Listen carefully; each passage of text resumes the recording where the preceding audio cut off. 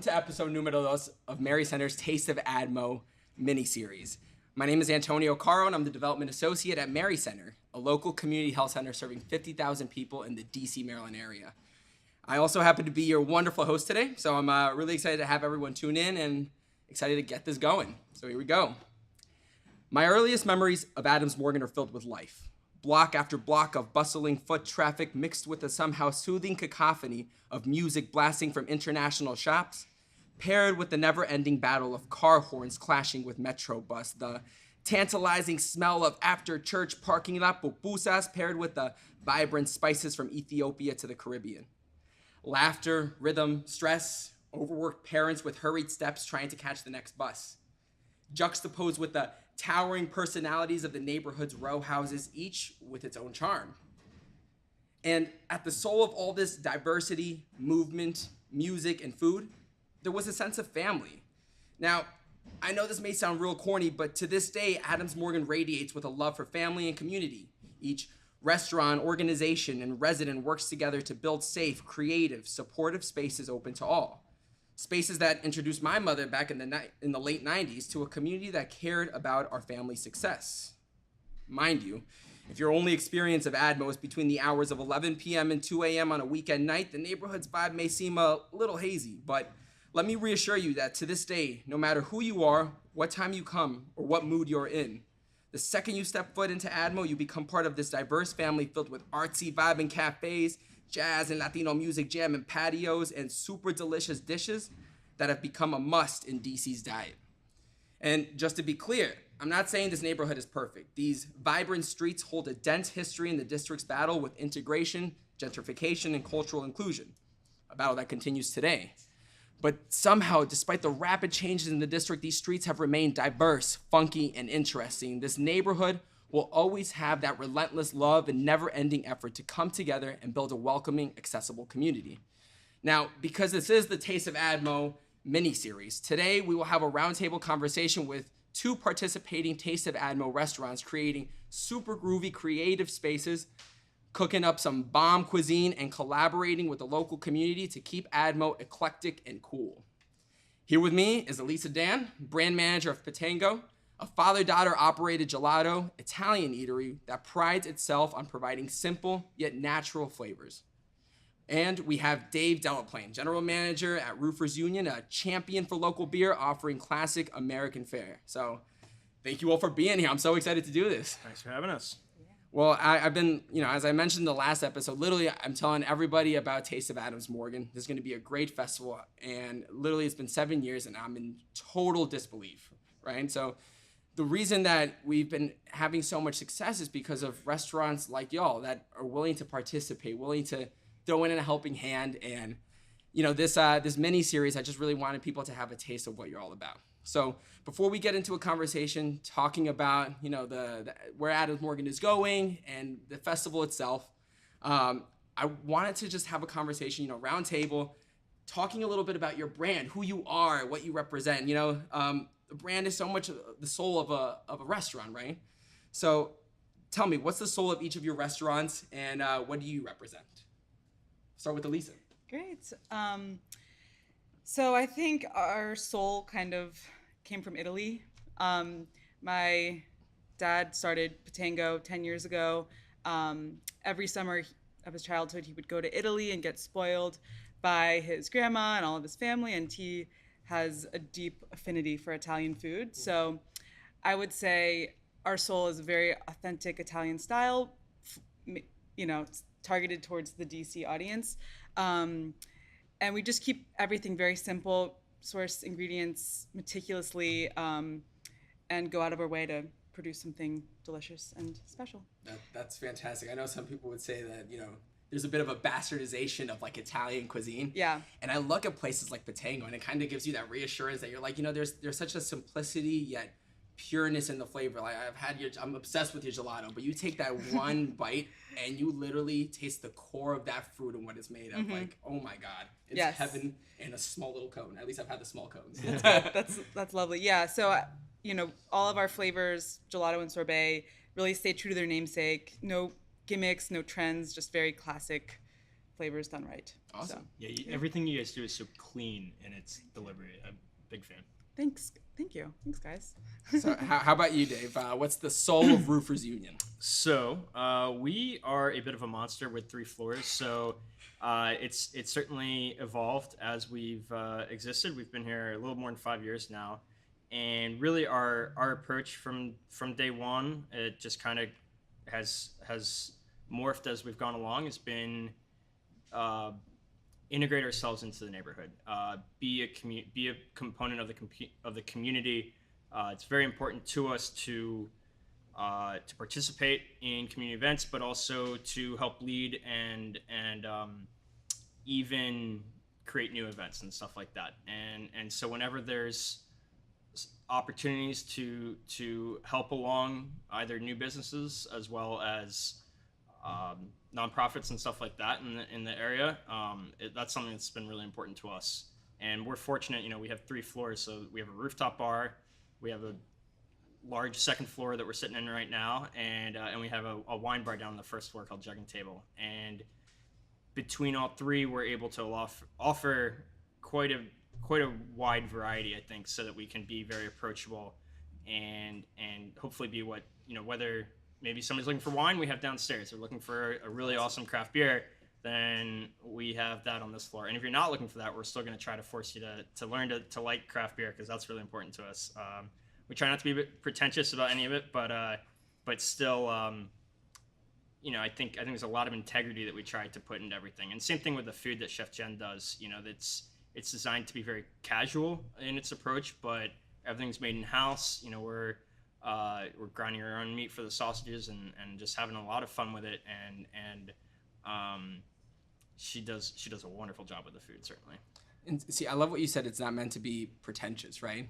And I think that's what's so unique about a lot of the businesses and restaurants here in Adams Morgan. There's nothing pretentious about it, right? Yeah. And we'll get a little bit later into the neighborhood and talking about where it's going, but we'll touch on this again. But that's literally from the second you step in, you can feel that down to earth vibe, right? Absolutely. And that's actually something, we were talking about beer earlier, like my approach to it is we want to geek out with our guests. We want them to be part of it. We certainly don't want to be talking down to them, but if there's opportunities to be like, oh, try this, that should be an encouragement. It shouldn't be oh, well, you like Bud Light, you shouldn't drink that, you should drink this. It should be, oh, you like Bud Light, well, try this. I think you might like it more. You like Bud Light, I forgive you, but I'm sorry we don't have that, but we have these really awesome local craft beers that I think you'd like just as much, if not more, and it's been a lot of fun for us. I will tell you, I came here for, I think, and Anna, my older sister, I'm sorry if I forget your age sometimes, but I'm pretty sure it was her 42nd birthday this year. And we literally aim low. Yeah, aim so low. maybe low. 38th birthday. Yeah, birthday. It was 38, 35. Yeah. And literally, it was just a whole caravan of folks. We just came 30 peeps deep. And we came to Roofer, started on the bottom, went in the middle, heard some live music, had some great beer, and then somehow stumbled up to the rooftop. Yep. And then the next day I came for brunch and just literally devoured a burger that it took me to a whole different dimension. It was great. Wonderful. But now, so talking about experiences, right? And also taking into consideration that many generations, especially the millennial generation, and this is for the most part, DC is a fairly young city, right? They're all about, they like to spend more money on experiences. Like you take, for instance, the Game of Thrones pop-up bar. They literally, I've never been, and I'm not sure I would wait an hour plus in line for that. Mm-hmm. But literally, it's like Black Friday. It goes around the corner, and people are just itching for Game of Thrones. Yep. But since millennials are more willing to spend money on experiences, and that's so important, what experience do you want your customers to gain when they step in and when they leave? What's that one experience that you really want them to take away? Mm-hmm. I would say maybe just the quality of our product, really. I think we really encourage, kind of like the beer, we encourage everyone to try things. I've tasted through quite a few gelatos before I picked which one. That's my favorite thing to do. I'll exactly. go in there. No, you got to try more. I was like, okay, if you insist. Right. It's half of the fun, and we don't. Our freezer, it's the system where each gelato is in its individual canister, so people eat with their eyes a lot, and because they can't see it, half the fun is tasting it and having really good service and understanding why, you're making that investment in our gelato, really, I think, is what elevates it over other ice creams around town. Fantastic. I mean, you could definitely feel that. I honestly think even when it comes to, so y'all give sandwiches as well, right? I know you just won an award for, what was it, for prosciutto? Or... Oh, yeah. So we have recently been inducted into the Consorzio of Prosciutto di Parma. Ooh, there we go. Yeah, so prosciutto, you'll see it often in different restaurants in the States, but this elite group kind of seeks out restaurants that actually serve it properly and don't abuse the meat. It's a very simple delicacy, really, and it needs to be like respected. Yeah. And we also do a lot of events like prosciutto tastings that kind of create an experience for guests. Well, and that's one thing I wanted to touch on, right? So one thing that I feel, at least in terms of the experience that I get out of leaving from Pitango, it's really a labor of love, right? Mm-hmm. So you have your local farms. You have a farm in Pennsylvania, right, where you grow a lot of the local produce and fruits and things like that. Mm-hmm. And just nourishing that, to say that you start like literally from farm then to table when it comes to gelato and churning that damn delicious thing, right? To prosciutto, it's a labor of love too. These are aged freaking meats, right? Yeah. Like, and serving it in such a beautiful, delicate way. That's still very open and accessible. Even the ambience that you have, it's open to the street, open to the community, right? Thank you. Screaming like, come and chow down. Right. Yeah, and we also try to be very welcoming, and I think this store specifically, so we started off as just a gelato company, and then we opened a bakery in Baltimore, and this is the first store to kind of merge both concepts. So welcoming people in and kind of explaining the concept to them and, bridging all of the confusion, I think that has been like a challenge for us, but it's also a great way for people to learn as things that you were mentioning. And it is rewarding to know that, we start our process on a organic Mennonite farm in Lancaster, Pennsylvania. Ooh, there we go. So it's 100, it's 200 cows, 20 acres. It's just such a beautiful place. And we literally start with raw milk the same day it's produced and do a single pasteurization. So if you're making chocolate, we just cook it once with cocoa and sugar and then bring it to each store and batch it fresh on site. Wow. So we don't have to put any stabilizers, preservatives. It's extremely simple. And this is a pretty unique logistical situation in the city. I love that of all places, Pennsylvania. Pennsylvania. The traffic there, it's horse and buggy. It's ridiculous, but it's cool, and it feels good to know exactly where things come from, and we're kind of control freaks in that way. So it's pretty awesome. And now, Dave, how about the roofers experience? What's the one takeaway when they walk away? Well, kind of like what you got into. There's different experiences to be had because we offer quite a few different options. I think overall what we want them to walk away with is with that sort of community meal. It's not intended to be too complicated, but it's still something where hopefully you're coming in, you're trying something new, you're expanding your what you like and being open to, like one of my favorite things to do is whenever we hire a new server, I'm always encouraging, like, if a guest orders a beer, don't be afraid to bring them another little taste of a beer side by side. It's not, sometimes you'll go somewhere and they're like, oh, you don't want to get what you ordered, you want this beer. And that's really not the vibe we want. We want it to be, oh, I noticed you ordered this. Here's another beer for you to try. I think awesome. You'll really like it because you like this wit beer, so you should try this saison. Or if you like, I saw you like sours. We love sours. We wanted you to taste the sour. And you have the best sours. We have a lot. Oh yeah, you guys so sours. So for our listeners, I love the freaking sours here. Yeah. I know the Denizens, right, is one of my favorites, Absolutely. and I go crazy over that. Yeah. They're awesome. So as long as we're talking about sours, I'm gonna pass along. My mission is to turn people onto sours. So if you're listening and you haven't found a sour yet that you like, come here. Keep an open mind. Yeah, definitely come here, but go anywhere. The trick is you got to take 2 sips out of it, because that first sip, you're gonna be like, what the heck is my, just your mouth is gonna react, and you're gonna be like, this isn't beer. I don't like this. This is weird. the second sip, your mouth has kind of acclimated itself, and then you're like, oh yeah, all right, I can get into this. And before you know it, you're hooked, and you can't get back. And like, there's one kind of area within sours is a goza, which is these like, they often have sea salt in them. There's a lot with like pink Himalayan sea salt and all that stuff, and they have a certain brininess to them. And it's a really cool backstory behind it that we can do a whole podcast on separately. But basically, they're a little bit briny and a little bit tart. And what's cool about it is on a hot day, say you're up on the rooftop, you have one of those, and you go from feeling like, all right, I've been sweating, it's hot, I'm miserable, and you have one of those. It's almost like you drank a Gatorade. It's like replenishing. You get your electrolytes back. You know, it's fantastic. You get all those minerals back in you, and then the low alcohol too, so you don't have to feel bad if you have a couple. I could definitely use a beer after this. Yeah, absolutely. Just in general, it's all about making sure people feel warm, feel welcome, and hopefully walk away having tried something new.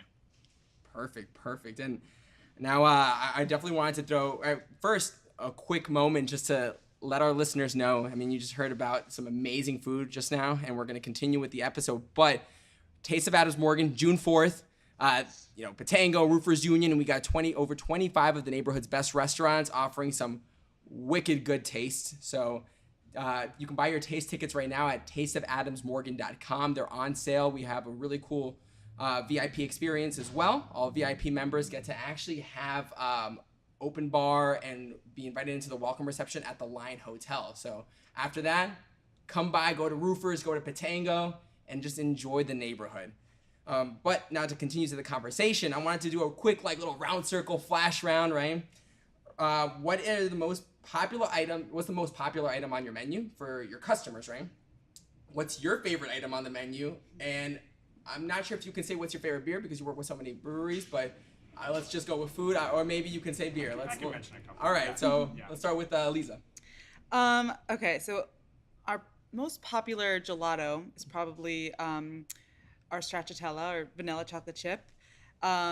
It's an extremely simple flavor, but it's just so comforting, and I think the chocolate really makes it for people. And we actually start it with there's no vanilla in it. We start it with a flavor called fior di latte, which means flower of milk, and it's just a very simple flavor, just meant to kind of showcase the quality of our milk. And then we add melted chocolate as the gelato is frozen, so it kind of freezes on impact, and it creates those little shards of chocolate that are so yummy. And then I think I'd say an item that I'm most proud of is or maybe the most signature Pitango sandwich item would be the red sandwich. So that's house baked tomato focaccia, fresh focaccia, and then prosciutto di Parma and Blue Ridge mozzarella. Blue Ridge is a dairy out of Virginia, and they use only Jersey milk. It's delicious cheese. Oh my God. And then avocado. And it's one of those things that the softness and the saltiness of the prosciutto with the cheese, it's just a really just essential Pitango flavor, and I think that's probably one of our best items. That is definitely the sandwich I get every time I go. Yeah. I should have that for lunch today. Yeah, there you go. Now you know. Well, I call my friend from Long Island, right? He's just this Italian dude from Long Island, Anthony Ciccino. Anthony, if you're listening, you're welcome. I'm calling you out. But I called him and I'm like, yo, first you say prosciutto over there. It's prosciutto. And second, DC does not mess around. I got to bring him to Pitango, and I'm pretty sure his prosciutto loving face would topple over. That's great. Yeah. So it's just a very classic kind of twist on simple flavors, and that's the way we do it. But yeah. All right, let's go to Roofers. Okay, so one of the most popular items, something that we've had on since day one, is definitely that honey sriracha chicken sandwich that I know you also have frequented. I get short of breath. Yeah, it's a fried chicken thigh tossed in this honey sriracha, and it's fantastic. A little bit of mayo, a little bit of lettuce on there, and served on ciabatta. That's definitely a crowd pleaser. I often will tell people, ask me they're deciding between two different things, and if it's that and the burger or that and something else, I'm usually well, if you get the honey sriracha sandwich, you're going to get it the next time you come back, and the next time, and the next time. So I always recommend people get something different, because then you're just getting that one thing, and I always say try lots of different things. But One of my favorites is definitely the burger. It's brisket and chuck meat, and it's just fantastic and really rich. I think it stands up to any burger out there. As far as beers, there's a number of we keep a couple core beers on the menu that kind of represent some of the cool offerings locally. So like DC Brow Pills, Atlas Dance of Days, RER Nanticoke Nectar is a big favorite of mine right now. It's a wonderful IPA.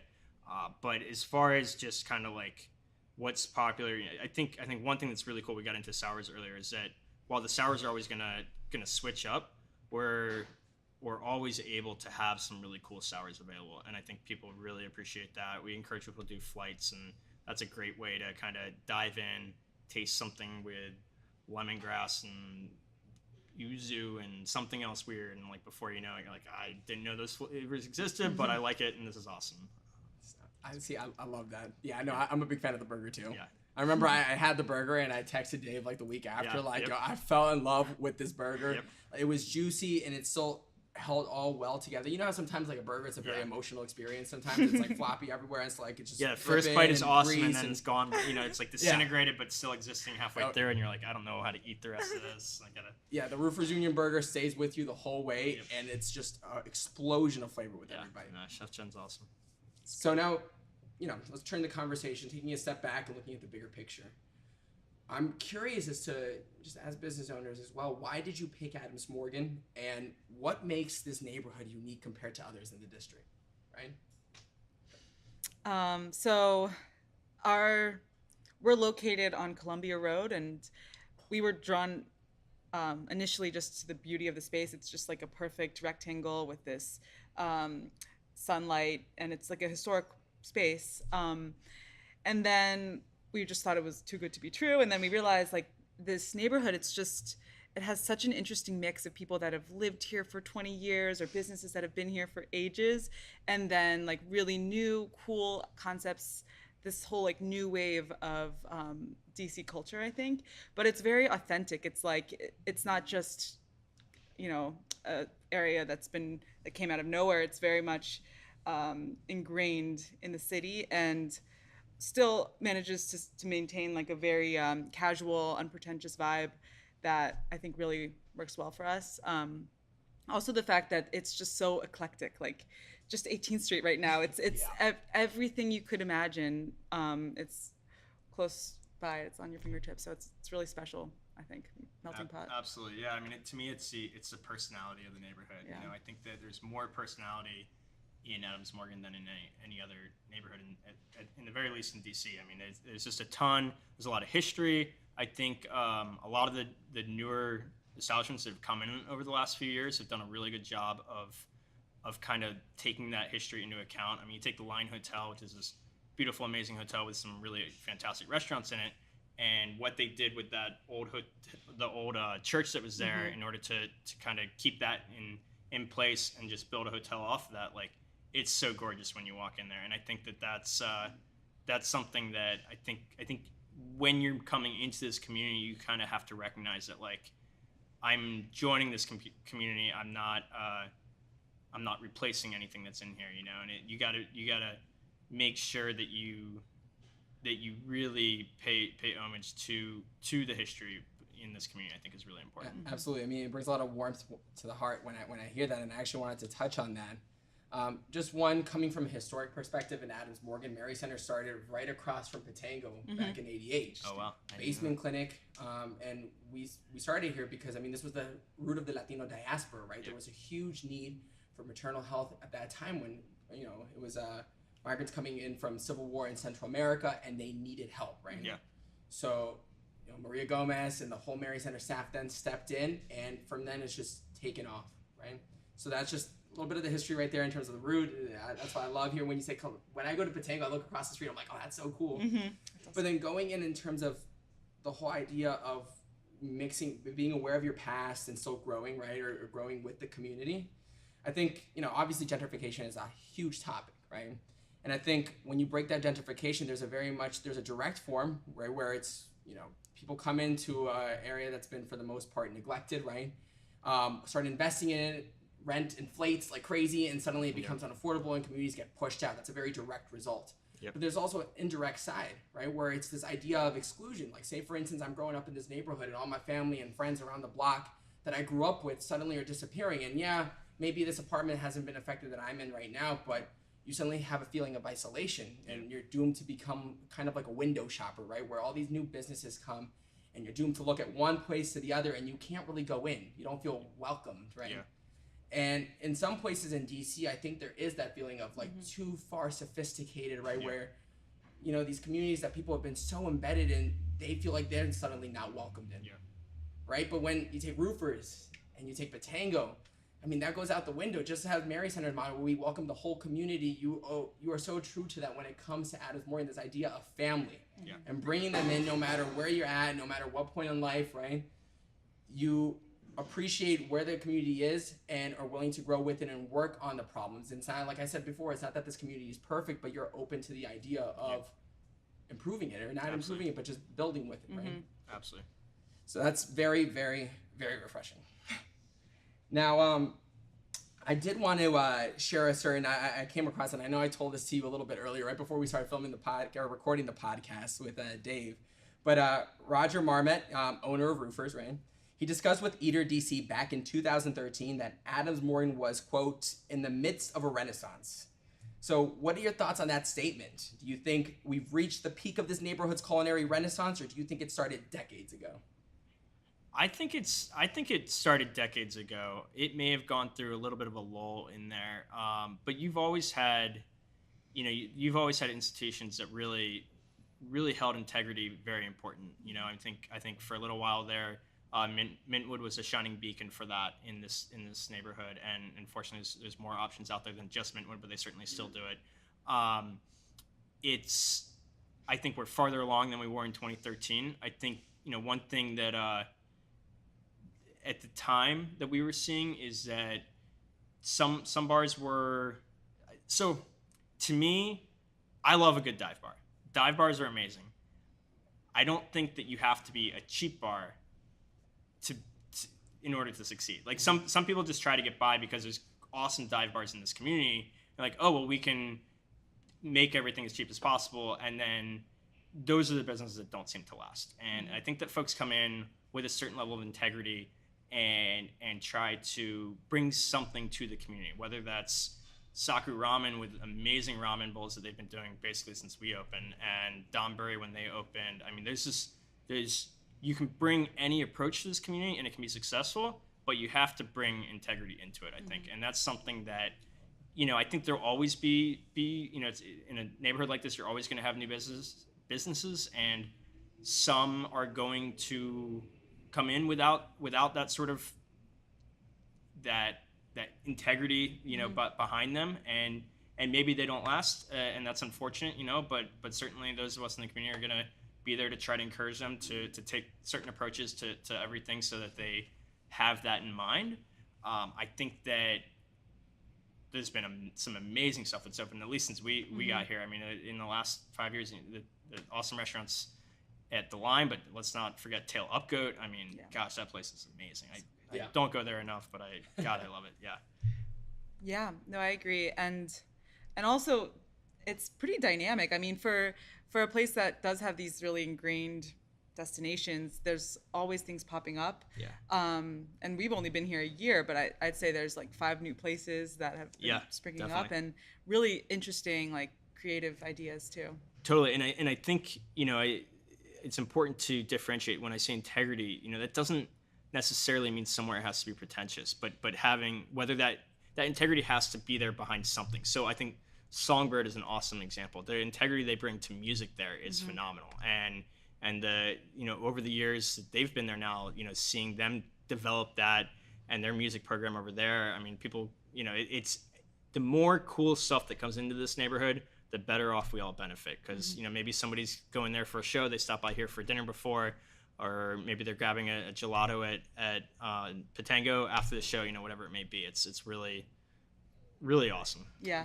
I mean, this neighborhood historically has been like a boiling point for change, right? Like, it's kind of been at the forefront of like DC screams for like, let's not forget certain marginalized communities, but at the same time, let's celebrate diversity. Absolutely. Right? And I think down to a T, even like the other day I was talking to the owners of Bull and Soccer Ramen, right? Yeah. And they love how everything is just, I mean, they said it's not pretentious, literally verbatim, right? Yep. But at the same time, everything is so down to earth and welcoming and affordable, right? Yeah. But even if they have a higher price point, like it's just that connection they have with the people in the community. Like, you know, they know some people by first name, and you know, they love welcoming everybody in. Yeah. And it was refreshing to hear that, right? Absolutely. Okay. So, with that said, where do you personally see AdMo in 10 years from now? Do you see it becoming way too expensive? You know, sophistication out the roof, like in terms of like these, you know, down to earth like businesses, restaurants? Do you see it still very diverse? Where do you see it in 10 years? I'm hoping it continues to diversify, and you know, new businesses are still able to come into the city or this neighborhood. But I don't know. I hope it's not overly sophisticated. Like, I think that the roots are still very casual and kind of wild. You know, like there's still, you know, on a Friday and Saturday night on this street, like it's pretty obscene. And I think that, you know, whether it's entirely relevant still, I think there's still that element of fun and just like going out and letting loose. I think that I mean, I think it's pretty safe to assume Jumbo Slice is not going anywhere. Oh, no, that's not going and you have anywhere. 3 locations and Yeah. and that, or 4 if you count down the street. And I think there's it's hilarious that they compete against each other, and it's literally like 3 storefronts away from each other. Yeah, Like the original it's funny. Jumbo Slice, so I'm the original one, but you know, at certain times you don't discriminate. Yeah. You just go, you just eat. They have the right target audience, the right market right here. So yeah, I don't think I think it'll still be a welcoming place, and I think that in 10 years it will be really different for sure. I think there's a lot opening up now, and I'm excited to see what it's going to be like in 10 years. Yeah, I think that you know, one benefit that we don't always think about that Adams Morgan has that maybe other communities don't have is because there's a lot of history behind it. There's also some really strong citizens associations. So you have both the ANC here is really strong, as well as the Calorama Citizens Association, and they both, I think, are very involved when new stuff is coming in, and having them there, that, you know, they're some folks will come in and think of them as an enemy, and that's really not the right approach. They're awesome. They're there to your benefit. The more that you can get them on board with what you're doing, the better off you're going to be, and they're going to give you feedback. Maybe something isn't right if you don't have a firm sense of what you're doing and stuff like that. I love that new concepts keep coming in, and you look around and there's really no 2 restaurants or businesses or anything that are quite the same in Adams Morgan, other than Jumbo Slice. Other than Jumbo Slice. Other than Jumbo Slice, but clearly this community can support 3 of them. I don't know. I think one place has like an extra long slice, maybe 1 inch long. I'll that can be a late night podcast that we can do. That'll be a fully different podcast. But, no, and I agree with that when it comes to the ANC, you know, and groups like that as well. Just, I think they're aware of also the importance of nonprofits within the community, right? Absolutely. So there's Mary Center, Jubilee. There's a homeless shelter down the street. I forget the name, but I mean, they add so much support to this neighborhood. And I remember when I was little, people would literally go to Mary Center, no matter where you were in life, what economic status, what difficulty you were facing, and you knew you had the comfort of care there, right? So I would go from church, because my uncle was a priest, right over in Woodley Park when I was little, you know, all boogery and everything, like, and literally with in my mom's hands, and I would run around up and down these streets, and my mom would go to Mary Center, our friends would go. You know, there were so many really cool programs and community organizations that are, you know, still here to this day and still care about the neighborhood. So it's fantastic to see that. And even when it comes to this food festival, I think we'll get to that a little later. I think it's just a scream of like support, right? Yeah. It's everybody coming together and knowing the importance of these institutions and how significant it is in terms of impacting these communities, right? So it's cool to see that. Absolutely. Now, so we talked a little bit more about Adams Morgan. I want to take a second right now to talk about the overall DC restaurant scene. So I feel like we're going bigger and bigger picture, and then we're going to zoom back into taste, right? Let's do it. So this is going to be kind of like a fact check. So for our listeners, bear with me right now. I just wanted to give a little, back set before we get into the next question.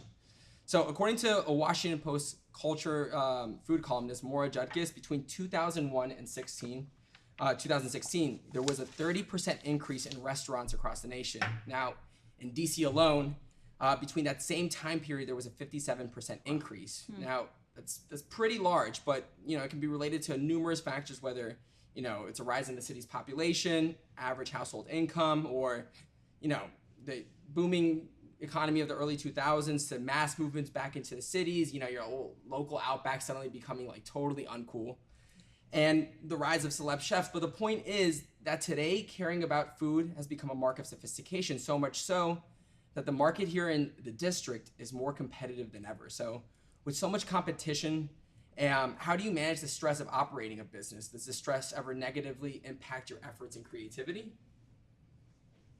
That's a loaded question. Do you want to take a hack at it? I'll take the first hack. All right. I think it's not a negative. To me, it forces you to think outside the box, which is always going to be good for business. You don't want to. You want to. You don't want to just do one thing and then it works 1 year and then you stick to that, and then you can't expect to be successful 15 years later if you keep doing that same thing. And so if you're trying to be successful long term, you really have to continue to try to innovate and in whatever way that may be. If you're talking just something that is clearly a passion of mine, you're talking about beers. 10 years ago, if you had the cool IPAs on, that was awesome, and then it was this the cool sours, and then now it's all the crazy IPAs that are milkshake IPAs, and they're weird, but they're kind of cool. But it's important to never get complacent. I think is really the most important thing. And even though you do see obviously a high turnover rate in restaurants, I think that those that go into it with a strong passion and a eagerness to stay relevant, I think that really goes a long way towards their success. And the more that you can continue to evolve, the better you can be. I mean, our first year we didn't have Jug and Table, and we decided that a year in we felt kind of too spread out across 3 floors. And so what could we do to create a concept for downstairs that would still be true to who we are, but wouldn't necessarily be more of the same. And so for us, that was, well, let's turn to wine, and it's something that we've evolved over the years. And Chaz Jefferson, who's helming Jug and Table right now, and bringing some really awesome wines. I think it's really cool for us to be able to bring something different, and especially on 18th Street, you don't have a lot of wine, and so being able to bring something that is a very casual approach, but a very casual approach to some really cool offerings that people aren't necessarily seeking out, but before they know it, like, oh, what is this orange wine? This sounds weird. And then you taste it, and maybe it takes that second sip, just like a sour beer, but you're like, okay, I'm hooked. This is awesome. And just in general, being innovative is I think the key to success in any business, but especially in restaurants. Yeah, I will say Roofers is very creative. So like, do you give food down in Jug and Table like the same food that you serve up here? Or is it's a different menu, and Chef Jen Flynn does a wonderful job of at times we're able to use ingredients that are up here so that we can make it work, and obviously we're not having to throw anything away, and all that is really important, but also creating a very dynamic menu down there that is different from up here is really important to us. That's great. How about you with stress in terms of the competition? Does it impact creativity negatively? Well, I would definitely have to agree with you on staying relevant. I think that has been, kind of a challenge. I think, we are lucky enough to be in business for the past 10 years. And it's like once people know you, they know they'll come back to you maybe, but you're not necessarily like sticky in their minds or the top on the list, because there's a lot of other entrants into the scene. So, for us, it's like the most expensive seat is an empty seat. So we want to make sure that we're still bringing people in and staying interesting and keeping things going. I think that's another thing that's so unique about Taste of Adams Morgan. It's also important, while it does support Mary Center, right? It's just good visibility for the restaurant too. Because people fall in love with that experience, right? They fall in love with the brand. And that's why I started the whole episode talking about brands, because I wanted to have our listeners get an understanding of your brand and your experience. And to our listeners, you have to come and experience this firsthand. You get welcomed into every single restaurant, and for that moment, you get lost in their world, right? You get a taste of who they are, what they're about, and you really see like that spark of their creativity. Yeah, and I know, when I've been able to get away from helming it on our end and actually kind of explore the neighborhood on that day, it's always been really exciting, and I think it's another good way to kind of look at the innovativeness of other restaurants and new concepts and old concepts that continue to innovate is like, honestly, it's inspiring. You get pushed to figure out new things. We talked about the Game of Thrones pop-up earlier, and immediately my thoughts were like, okay, somebody's already doing that, we're not going to do that, but like, where could we go with that? What does that make me think of doing and stuff like that? And I think that's kind of the mindset that you have to have, both whether you're looking around at other restaurants and seeing what they're offering, be like, oh cool, I really like what they did with that, maybe we can do something like that on our menu next month or something like that, and using it as a jumping off point. Obviously you don't want to be copying anybody, but the more that you can be inspired by something cool and delicious that somebody does, the better it is. I'm so ready to see like roofers do something with Game of Thrones now. No. I'm like, not so Game of ready. Thrones. We'll come up with the next geeky fashion series and do something like that. Yeah. So now, in terms of like supporting businesses, right? Because there's two sides. People talk about supporting residents as well, which is that's a whole other conversation topic, but it's equally as important. But in terms of support of businesses, do you feel like the neighborhood has your back? Yeah, absolutely. I think that we maybe had to earn that a little bit early on. It's this space had a lot of history to it, and so folks were either, I would say, the Reef that was our predecessor was either very beloved by folks, or folks had other feelings towards it. Let's just leave it at that. And so, whichever way you went, it's important to us to kind of recognize that there was a lot of history to it. And I mean, they were one of the first pioneers actually of craft beer in DC. They were the first ones to carry Allagash White in DC, I believe. So who doesn't love that, And I feel like I've been saying love a lot with all these things, but the things you list, I just start obsessing over. It's an institutional beer at this point. It's wonderful, and it's just really important to kind of pay homage. And I think as a result, the neighborhood, the community, was able to kind of buy into us and realize kind of what we were trying to bring. And as long as you're trying to bring something with a little innovation and a little integrity, I think that the neighborhood's definitely going to get behind you and be a supporter in the ring. Yeah, I'd say at any given moment, 70% of our place is filled with regulars. People that come in all the time, and it's cool to have their loyalty, and it's cool to make them happy and have them coming back. And I think for me, it's been really fun to get to know these people, and really, it's such an interesting neighborhood because it is so eclectic. Like, there's these really cool young families. A lot of them are like expats or coming from other places, and then people that kind of treat it like a library and just kind of do work there all the time. And it's cool to have such a merging of that, plus like the people that have lived in the apartment above you for the past 40 years, and it's a cool neighborhood for sure. Yeah, it's rare that I'll walk in there and not kind of recognize somebody, which is always a fun experience. Yep. It's nice. Same that and Tris across the street. I was gonna say Tris as well. Literally, yeah. You see everyone and their mother there. Yeah, you talked about sitting there and doing work for the day. That's That's Tris. Yeah. Yes. Now to end this, just on going back to Taste of AdMo, Mary Center, whole 9 yards. Why do you participate? Why do you come back? I know last year was your first year. Pitango was your first year participating in Taste. And then, I mean, y'all have been in this forever, Roofers Union. So as long as we've been here. Yeah, absolutely. So thank you. But why come back every year? Well, for us, it's a great way to get involved in the scene and, show your love for the city and all the neighborhoods together. I think it's a really great way to collaborate, and also for people who haven't been to Adams Morgan to come and kind of experience everything in one night. Like, I think that's a really unique experience. So yeah, that's awesome. This is our second year, and we're really excited. This is our second year being open too. Yeah. So yeah, absolutely. I mean, that's part of what's very exciting for us is that the community really kind of shows off, and it's an opportunity to be in front of new faces. But really, what it boils down to at the end is just the opportunity to support Mary Center. I mean, not to sugarcoat or anything, but like, you guys are awesome, and what y'all do for the community, both in Adams Morgan, but in the city at large. I mean, it's awesome. We take my little guy over to the Fort Totten location, and for all of his checkups and stuff, and the doctors are amazing.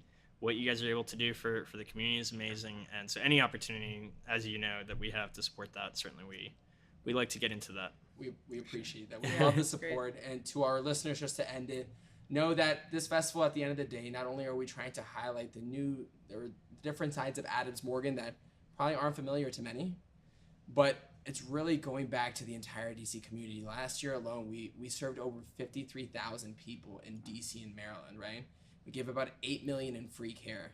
Yep. So we're literally changing lives every single day, and we can't do it. It takes every hand in a community to build someone up, right? Mm-hmm. And we can't do it without the support of the businesses like y'all. So thank you, and thank to our listeners that are going to buy those tickets, tasteofadamsmorgan.com. Thank you. You truly are heroes in this community. And what's the stat that for every insured individual? So if you go to Mary Center, for every insured individual, you cover one person that's uninsured. So you get care to give care. Absolutely. Yep. And that is why I'm going to get my cavity fixed. Maybe I did mine yesterday. Hey, all right. At the Fort Totten location. What's up? Yeah. No, but it's all that sour beer, probably. But, yeah, probably, or some of that Pitango rips Gelato. enamel off your teeth, and absolutely. But awesome. Well, I'm excited to see everyone, and can't wait to see you Tuesday, June 4th, 5 to 9 p.m. Thank you all again for this, and of course, thank you for sharing your story. Awesome. Thank you.